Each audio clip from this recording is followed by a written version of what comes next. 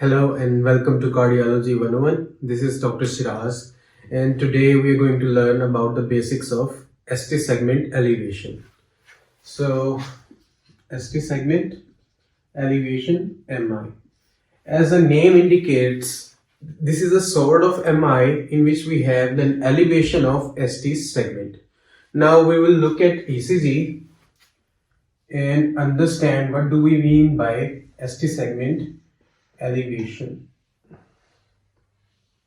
So as you will remember, when we talked about the basics of ECG and waves of ECG, this was our P wave, this whole was our QRS complex, this was T wave, and this segment from here to here was our ST segment.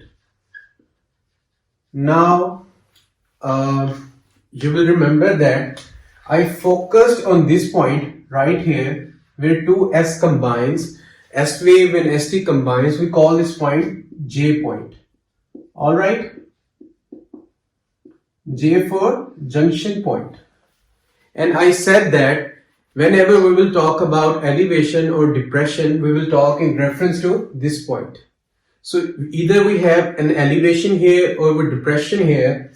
We will discuss whether it is J point elevation or it's elevation that is coming afterwards J point. So let's get into more detail.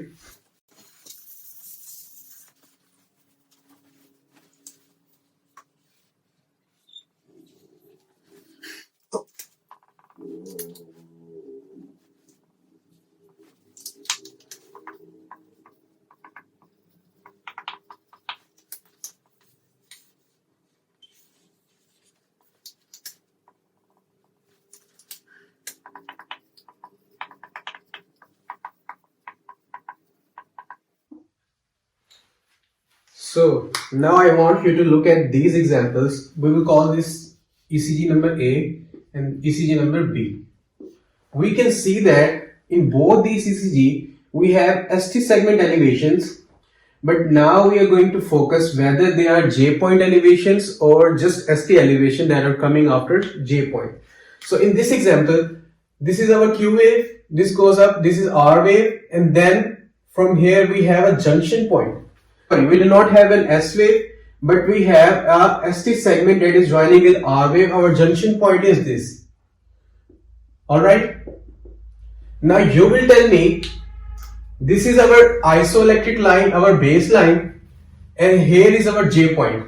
But we learned that our J point should be on isoelectric line resting on the baseline. But since here we have an elevation, J point is elevated and so is ST segment elevated. So this is our J point elevation.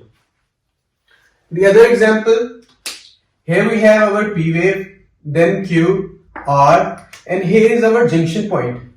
Well, when we discuss the basics waves of ECG, we discussed that sometimes we do not have S wave, sometimes we do not have Q wave, sometimes we do not have R wave. It is about the morphology of QRS complexes in different leads.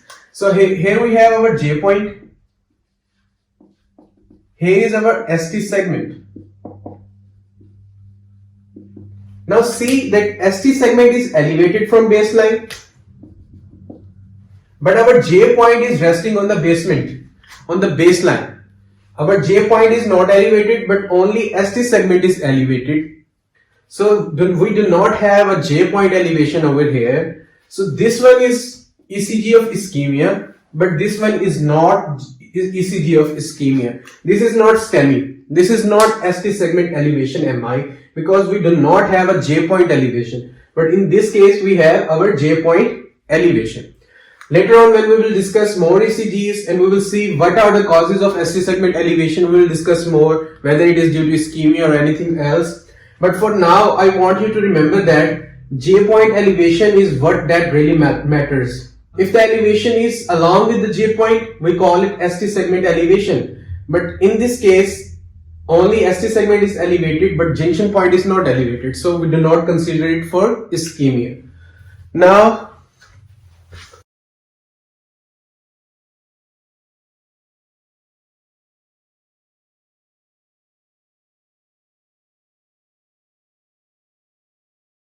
We know in our ECG there are 12 leads. Now these leads refer to the different areas of heart that they are conducting impulses. In the case of inferior wall, these are the leads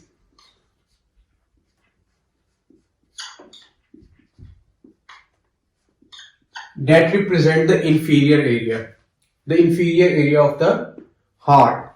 As we already know,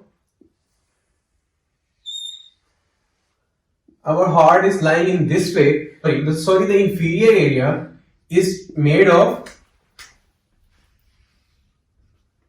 right ventricle. So our right ventricle makes the apex or inferior area of heart. Alright, for now anterior side, lead V1 from V6, V1, V2, V3, V4, V5 and V6. These are the leads that denote the anterior area. For example, as we place the leads, V1 is over the right side, but V2 is on the sternum on the left side, and then we go to lateral side. So lead from V1 to V6, they give us clue about the anterior part of heart. That is mostly made by left ventricle. Alright, lateral part of heart is made by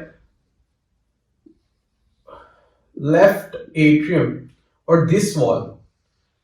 Some part of left ventricle and some part of left atrium. So lead 1 and lead AVL. These leads give us clues about high lateral wall or the lateral wall of the heart. So when we see ST segment changes in these leads, we will say that the area affected is inferior wall.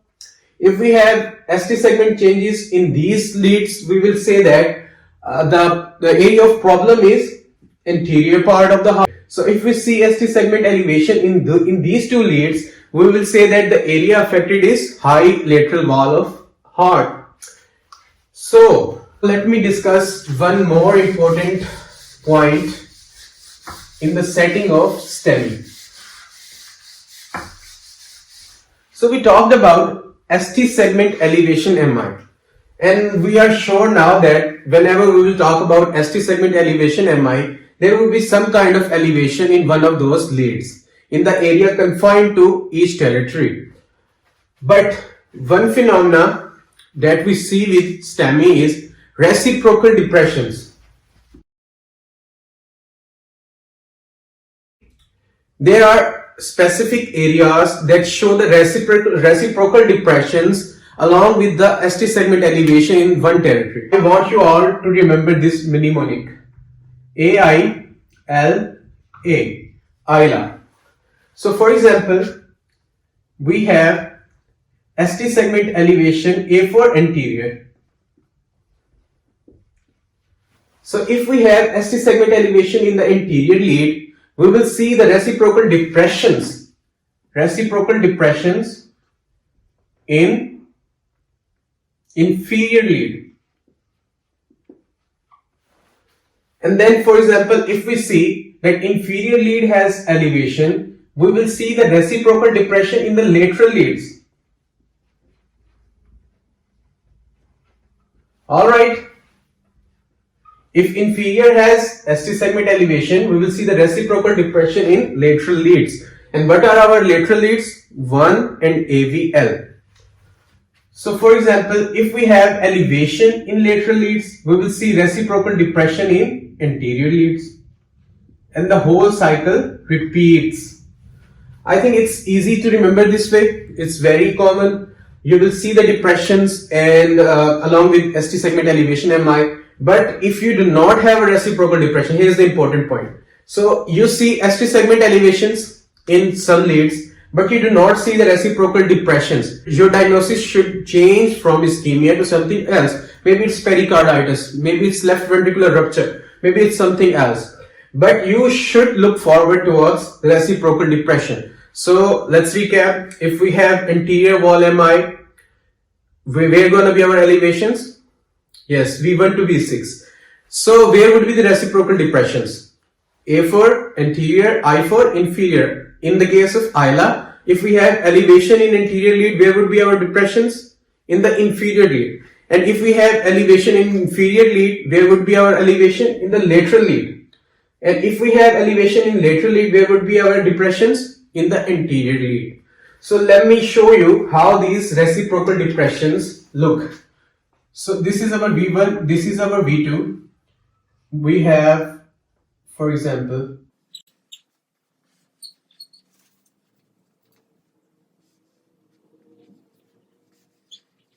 so if we can see, these leads show our anterior part of the heart. So we have elevations in the V1 and V2, which are anterior leads. So now we know that if we have elevation in interior leads, our depression would be in inferior leads. Look at this. This is our isoelectric line, but our J point and our ST segment is depressed.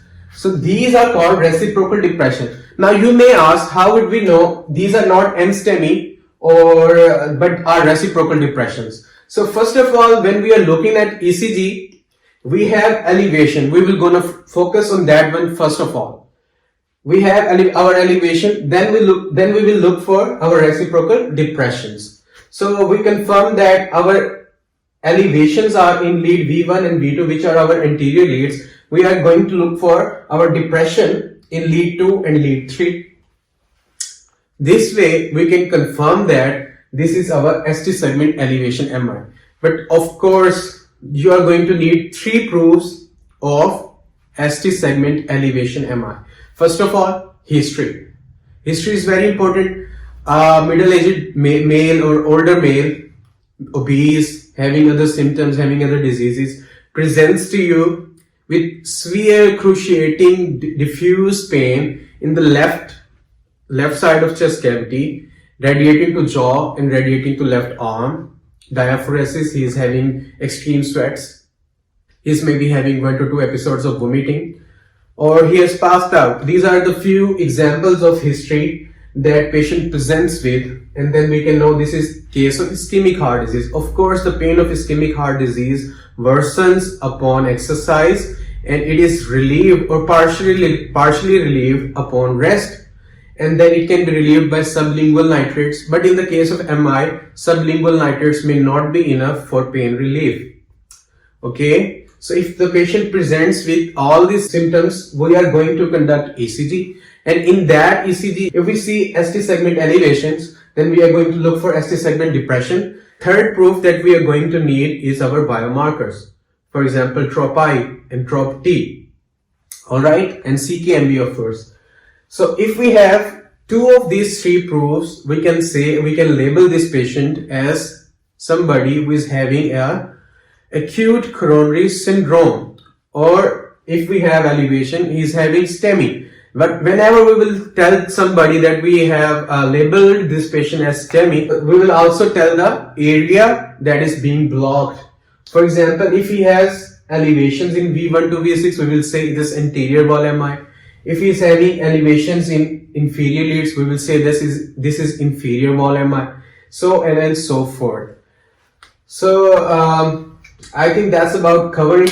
In the next videos, I will show you ECGs of the patients having different kind of ST segment elevation MI. We will discuss anterior wall MI, inferior wall MI, lateral wall MI, posterior wall MI, all this in the next videos. I hope you stick to it. Well, if you like this video, then consider subscribing and like this video, and I will see you in the next one. Thank you so much.